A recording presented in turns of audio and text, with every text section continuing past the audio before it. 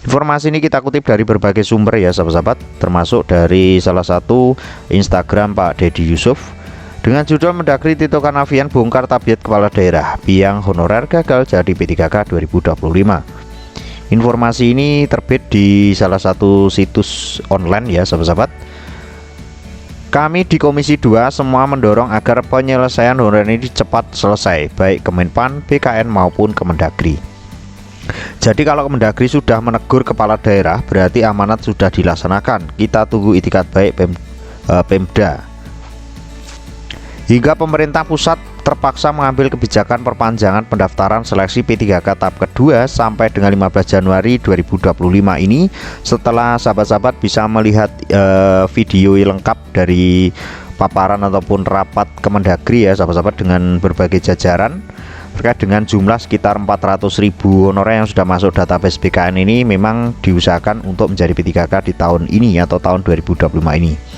Akar permasalahan utama yang menjadi penyebab honorer terancam gagal menjadi P3K adalah salah satunya adalah ketersediaan kuota formasi. Jadi untuk Mendagri ini meminta untuk Pemda untuk segera mengklarifikasi hal ini.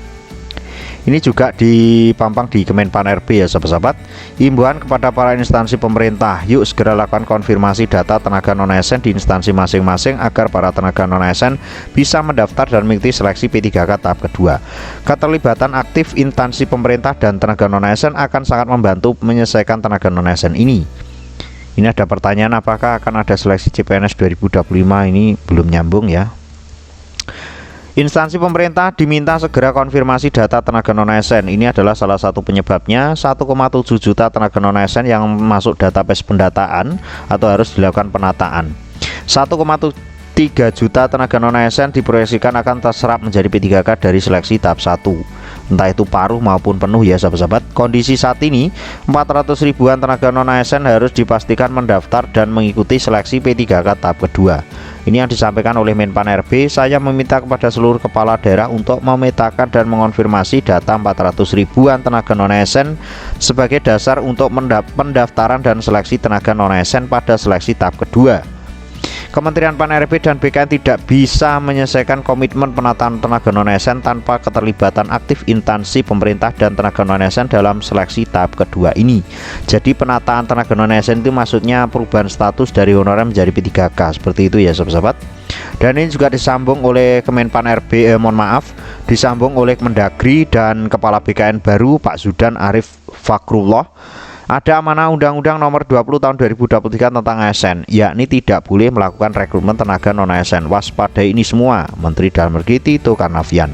Jadi Pak Tito Kemendagri ini juga menegaskan bahwasanya untuk instansi tidak boleh merekrut tenaga non-ASN lagi. Selanjutnya dari BKN, kepala daerah perlu mengumumkan secara luas agar non-ASN bisa mendaftar sesuai jadwal. Jadi jadwalnya masih 4 hari lagi ya sahabat-sahabat. Dan ini pun masih belum seberapa ada tambahan lagi informasi terkait dengan tujuan penataan tenaga non-ASN ini. Kenapa penting untuk menata tenaga non-ASN? Penataan tenaga non-ASN aparatur sipil negara atau non-ASN pada pemerintah pusat maupun daerah adalah bagian dari langkah strategis untuk membangun SDM ASN yang lebih profesional serta memperjelas aturan dalam rekrutmen. Cek informasinya selengkapnya berikut ini. Katanya tes hanya formalitas, lalu kami dengan status R2 dan R3 bagaimana ini Bu Menpan? Kalau untuk status R2 R3 tanpa L itu kan sudah kita jelaskan di video ya sahabat-sahabat, sesuai dengan peraturan perundang-undangan, khususnya sesuai dengan Permenpan RB, itu akan diusulkan menjadi P3K paruh waktu. Dan pengusulan memang sebagian sudah ada ya sahabat-sahabat, sudah memintakan berapa peserta P3K tahap 1 tahun 2024 yang tidak mendapatkan formasi itu akan diusulkan menjadi P3K paruh waktu dengan persentase sekitar 90% dari jumlah peserta.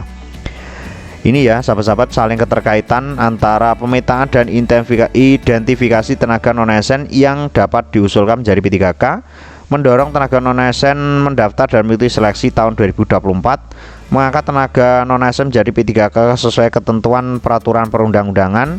Setelah itu melaksanakan amanat Undang-Undang Nomor 20 Tahun 2023 tentang ASN. Selanjutnya pemenuhan P3K sesuai kebutuhan di lingkungan instansi pemerintah, memperjelas status kepegawaian tenaga non-ASN di lingkungan instansi pemerintah. Jadi ini saling keterkaitan ya sahabat-sahabat, dan ini sudah resmi sesuai dengan peraturan yang sudah didok atau dilakukan. Mudah-mudahan untuk teman-teman yang sudah terdata di database BKN bisa mendaftar di P3K tahap 2 ya tanpa kendala. Jika ada kendala silakan nanti menghubungi instansinya masing-masing. Khususnya untuk teman-teman guru silakan menghubungi dinas pendidikan. Untuk sahabat-sahabat kesehatan ke dinas kesehatan masing-masing.